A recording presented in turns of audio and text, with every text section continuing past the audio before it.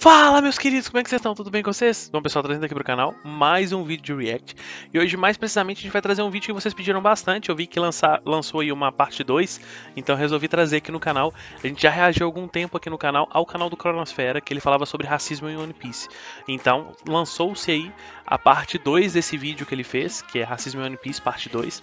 Então, vocês pediram para poder trazer aqui no canal, então eu resolvi atender e vamos reagir aqui no canal, né? Sou suspeito para poder falar de One Piece, porque como eu já cansei de falar aqui no canal, eu sou fã número 1 do anime, então vamos ver como é que vai ser isso aqui. Estou ansioso para poder ver sobre o que ele vai falar, qual espécie de racismo, enfim, do que ele vai falar aqui no canal. E pessoal, como de costume aqui no começo do vídeo, eu peço para vocês deixarem um like aqui embaixo, se inscrevam no canal, compartilhem o vídeo com a galera que você sabe que curte esse tipo de conteúdo. A gente tem uma meta inicial de chegar a 1k de inscritos, e para tornar essa meta, esse objetivo uma realidade, eu conto com a ajuda de vocês. Então dá essa força aí, vocês não têm ideia do quanto isso motiva, e isso ajuda a gente a continuar gravando, né? Então vamos lá, vamos preparar o vídeo aqui, e em 3, 2, 1... No vídeo de hoje a gente vai falar sobre o capítulo 1018 do mangá. 1018 do mangá? Mas não se preocupe, que a gente não vai citar spoilers, não vamos falar sobre a trama, sobre desenrolares e sobre segredos revelados, mas vamos discutir um assunto que é levantado em One Piece inteiro e nesse capítulo também. E por isso esse vídeo pode ser assistido por você que acompanha o mangá, por você que não acompanha o mangá e por você que até mesmo nem acompanha o One Piece. Legal, interessante. Essa aberturinha dele é da hora. Sabemos, ou deveríamos, que obras audiovisuais costumam utilizar metáforas, simbolismos e analogias para discutir o mundo real. E é claro que em One Piece isso não seria diferente. Uma das analogias mais fortes e que ganhou bastante reconhecimento no Brasil, principalmente por conta de um vídeo que saiu aqui no canal, é a referente aos tritões. Sim. Os tritões basicamente representam um povo explorado, um povo marginalizado, que vem sendo caçado durante todos os anos da existência do mundo de One Piece, que passam por vários e inúmeros episódios de racismo, foram escravizados e menosprezados o tempo inteiro. Os tritões basicamente representam o povo preto do mundo real. Esse vídeo foi muito top, velho. O que ele falou, a forma como ele falou, como ele abordou, foi muito da hora. Já fizemos esse vídeo aqui que aborda muito essa questão com vários detalhes, explorando principalmente questões históricas que rolaram no nosso mundo e são representadas dentro do universo de One Piece também. Então, este vídeo aqui é basicamente uma continuação espiritual desse outro. Se você não assistiu ainda, corre pra assistir. E se você já assistiu, vale rever antes de chegar nesse aqui. One Piece é perfeito, mano, na moral, eu gosto demais desse One Piece conseguiu construir muito bem a relação entre o povo preto e os homens peixe, e vem reafirmando esse ponto várias e várias vezes ao longo da história, e nesse capítulo rolou isso mais uma vez. Mas o interessante é que, diferentemente da Ilha dos Tritões, que é um arco gigantesco para abordar especificamente isso, esse capítulo discute minúcias, pequenos detalhes, pequenas escolhas de palavras, pequenos termos, pequenos preconceitos enraizados. E como já sabemos a relação desse mundo dos piratas com o nosso, tudo isso fica mais fácil, né? Impactante.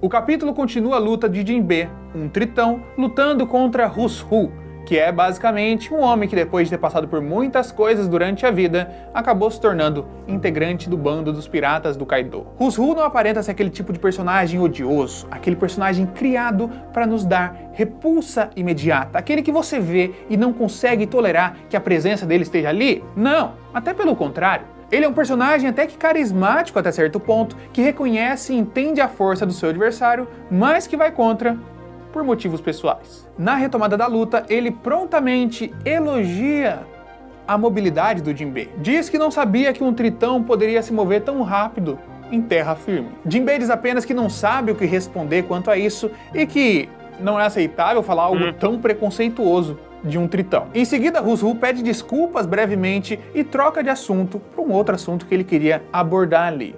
E esses quadros me chamaram muito a atenção logo de cara. Primeiro, o Hushu não é aquele tipo de personagem, aquele tipo de vilão odioso, tenebroso, pra você ter nojo. Ele é um cara médio.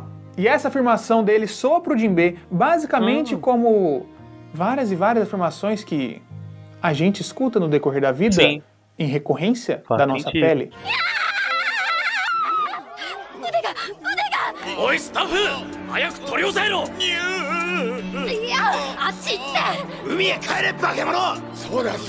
Essas questões costumam vir na forma de questionamento do desempenho esportivo, suposição de agressividade, suposição de pobreza, até mesmo em relações a âmbito sexual. Todas aquelas pequenas frases de "Ah, mas você é negro e..." qualquer outra coisa depois disso. E todos esses pontos podem vir da boca de pessoas que não são vilões odiáveis, assim como ele, e passam completamente despercebidas por quem fala, tanto que o Zuzu fala isso, troca de assunto, como se nada tivesse acontecido, mas sabemos ali que o Jinbe ficou bastante ofendido e que isso afetou diretamente. E como essa frase está diretamente relacionada à mobilidade do Jinbe fora d'água ou dentro d'água, ela me lembrou de um ponto um pouco mais profundo, uma discussão que praticamente inexiste no Brasil, mas que é extremamente grande nos Estados Unidos, por exemplo. Um dos grandes estereótipos que acompanham o povo preto junto com melancia, frango frito ou qualquer outro tipo de coisa é: negros não sabem nadar. Esse estereótipo, até que um pouco antigo, ainda é bastante difundido dentro das terras dos Estados Unidos e afetam a população num nível bem grande, na verdade. Tem um estudo de 2010 que apresenta os dados de que 70% das crianças negras de até 14 anos não sabem nadar, e esse número, por exemplo, para crianças brancas é de 42%, sendo a mortalidade de crianças negras afogadas 3 vezes maior do que as brancas. Caramba, isso é basicamente uma das heranças das políticas segregacionistas que surgiram nos Estados Unidos, que isolavam principalmente os clubes de natação e as piscinas públicas. Ou as pessoas negras eram afugentadas ali na base da violência, ou eram segregadas para clubes cada vez menores, que aí não conseguiam habitar esses clubes, e aí os seus pais passaram a nadar, a geração seguinte não nadava também, então chegamos num efeito borboleta gigantesco que perpetua esse estereótipo de que negros não sabem nadar. É uma história grande para, no final das contas, a gente relacionar com a frase do Rousseau de que tritões não sabem ficar fora da água, não conseguem se movimentar bem fora da água. Se fosse qualquer outro autor, eu acharia que isso foi uma completa coincidência, né? Mas a gente sabe que o Oda é detalhista e estudioso. E a própria revolta do Jinbe em ouvir essa frase deixa bem claro ali que existe um estereótipo gigantesco e forte que acompanha ele durante a vida inteira e antes dele nascer, e possivelmente vai continuar depois disso.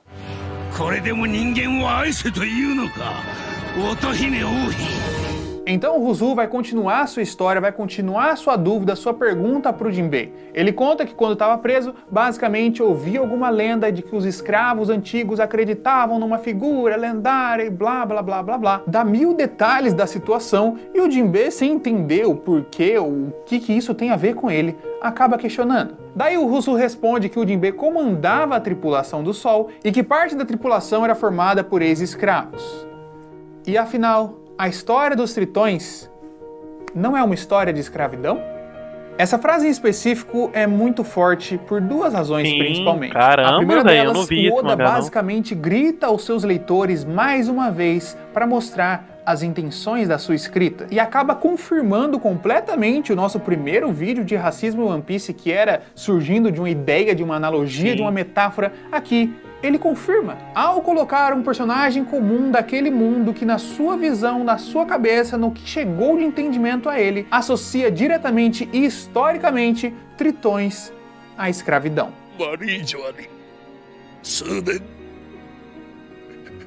Essa primeira parte foi... Essa parte foi pesada. E como segundo ponto, temos a própria revolta do Jinbe ao ouvir essa frase. É verdade que parte dos Piratas do Sol foram escravizados e libertos durante algum período da sua vida? É verdade. Mas a história dos tritões é uma história de escravidão? Talvez, numa primeira leitura, num primeiro impacto, pode ser que essa frase não pareça nada demais. Mas indo nem tanto assim a fundo, você consegue perceber o absurdo que ela carrega. Porque ela resume a história de um povo inteiro ao sofrimento, aos abusos que eles passaram e não a quem eles são. Tira a identidade, nega o passado, nega a história, nega os costumes, nega a cultura de todo um povo e os resume a aquele povo lá que foi escravo, faz com que as cicatrizes e as mazelas de uma dor de um povo inteiro as represente mais do que eles mesmos. Então, numa segunda leitura, até parece mais absurdo uma pessoa falar uma frase dessa, certo?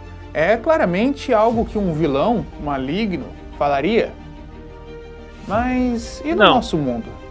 Se você perguntar para uma pessoa média que não acompanha ou não está engajado em discussões de cunho social, seja no mundo inteiro ou até mesmo no Brasil, que tem majoritariamente uma população preta, a resposta vai ser basicamente a mesma, caso a pergunta seja relacionada ao povo negro. Não vão associar o povo às inúmeras culturas que compunham as várias e várias cidades dos mais variados estados, que então compunham vários e vários países e daí formavam então o tal do continente África. Não vão pensar em todos os produtos culturais que a gente consome desde sempre, que são criações de pessoas pretas. Não vão pensar nas variações que a gente consome desses produtos que foram elitizados e trazidos pra gente de uma outra versão, porém surgiram também de criações negras. Se você pergunta, vão simplesmente pensar: é aquele povo escravo da África, apagando completamente todo o restante. E mais uma vez, essa pessoa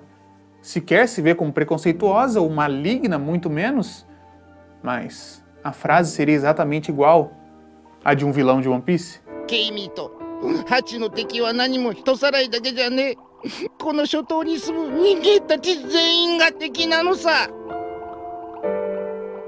E depois de todos esses momentos, o Jinbe fica apenas mais bravo e continua ouvindo o Rusu tagarelando. Rusu até mesmo questiona o porquê do Jinbe ter ficado tão bravo de repente, sem sequer ter noção da gravidade das palavras que estão saindo da sua boca, porque afinal de contas ele sequer sabe como é estar ali do outro lado. Jinbe não fala mais nada, enquanto a gente pode ver que ele está claramente revoltado, e depois finaliza o adversário na porrada, dizendo que se for fazer presunções generalizadas sobre o passado das pessoas, melhor não vir mal informado. E assim, o capítulo se encerra.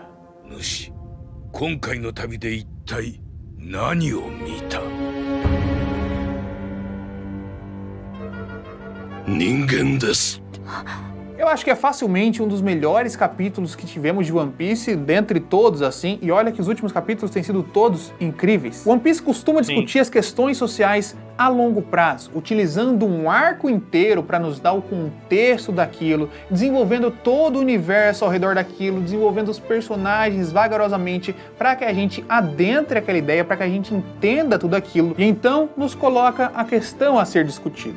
Mas aqui foi diferente. Foi menor, mas não menos importante. Foi direto em detalhes que estão relacionados ao racismo e à discriminação no geral, por mais que fosse passar despercebido por muitas pessoas. É um capítulo que aproveita toda a jornada da história, toda a construção de universo e identificação com aqueles personagens para nos colocar mais uma vez frente a novas questões. É como se o Oda olhasse pra gente e falasse: ok, vocês entenderam que a gente está discutindo esse ponto inteiro aqui, certo? Mas ele tem muitos pequenos detalhes, tem muitas pequenas raízes que estão mais profundas do que parecem. Porque o racismo não é apenas a caça e escravidão de tritões mundo afora. Ele ocorre em núcleos menores, em pessoas que às vezes nem têm a intenção de ofender ou de ser racistas, mas que ainda assim o são. Isso nos mostra que essas raízes podem estar em um familiar, em um amigo, em uma pessoa que, em teoria, até mesmo te respeita, mas sequer percebe o quanto pode prejudicar e ferir as pessoas, até mesmo com palavras. O Oda brilha em mostrar aqui, mais uma vez, um universo muito bem construído, reverberações de acontecimentos históricos que geraram estereótipos, que geraram generalizações claramente racistas, velho, é muito pesado, e que não tem que ser tolerado. Nossa. Então, no fim, não critiquem a fúria do Jinbe, mas sim quem o deixou zangado.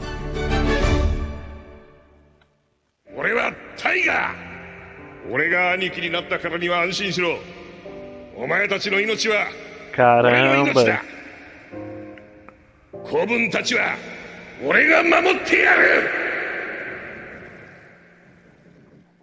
Mano, na moral, na boa, arrepiou. Juro por Deus.